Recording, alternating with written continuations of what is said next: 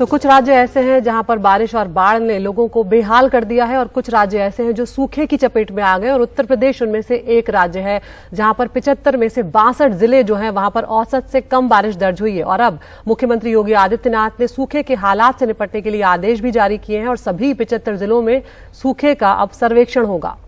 आपको बता दें कि अपर जिलाधिकारी, कृषि अधिकारी समेत 2 अन्य अधिकारियों की टीम पूरा ये सर्वेक्षण करेगी। इसके चलते भू राजस्व, ट्यूबवेल, नलकूप से सिंचाई की वसूली स्थगित होगी और किसानों के ट्यूबवेल के कनेक्शन काटे नहीं जाएंगे और नहरों में पानी की उपलब्धता और गांव में बिजली आपूर्ति बढ़ाने के निर्देश दिए गए हैं।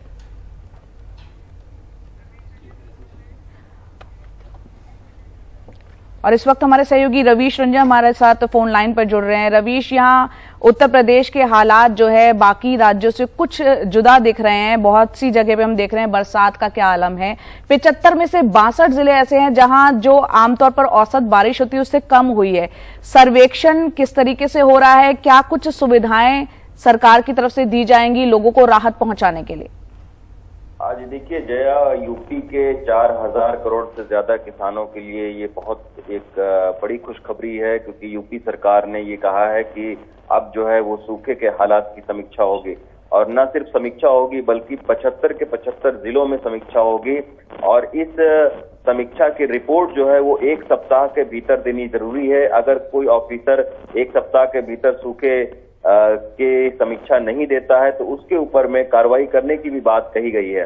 तो अब ये उम्मीद करनी चाहिए कि अगर 1 सप्ताह के बाद में सूखे की जो समीक्षा रिपोर्ट आती है तो उसके बाद पता चलेगा कि आखिर उत्तर प्रदेश में जो खरीफ की फसल की बुआई है उसका रकबा तो घटा ही है, लेकिन जो फसलें बिना पानी के सूखी हैं तो उस पूरे नुकसान का अंदाजा एक मोटे तौर पर जो है वो यूपी सरकार को लग जाएगा। और अगर मोटे तौर पर नुकसान का फिर अंदाजा लगता है तो किसानों को मुआवजा देने में सहूलियत होगी।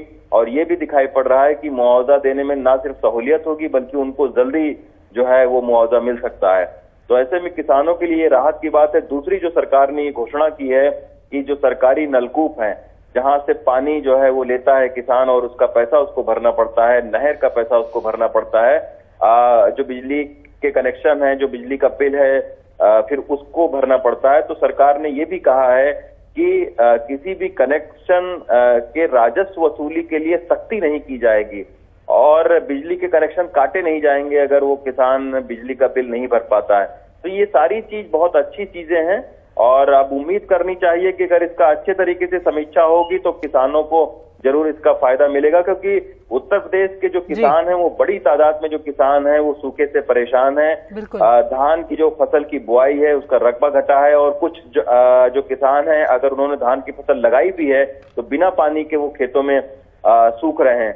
तो ऐसे में किसान इस वक्त बहुत परेशानी के हालत में हैं और उत्तर प्रदेश के कई ऐसे जिले हैं जो कि धान का कटोरा कहे जाते हैं, तो वहां पर भी जो धान की फसल है उसको खासा नुकसान हुआ है। बिल्कुल, बहुत बहुत शुक्रिया रवीश इस तमाम जानकारी के लिए। तो उत्तर प्रदेश सरकार अब उन जिलों का खासकर सर्वे करवा रही है जहां पर सूखे की वो चपेट में आ गए और किसानों को कहीं ना कहीं इससे कुछ राहत मिलेगी, क्योंकि सरकार अब मदद करेगी किसानों की।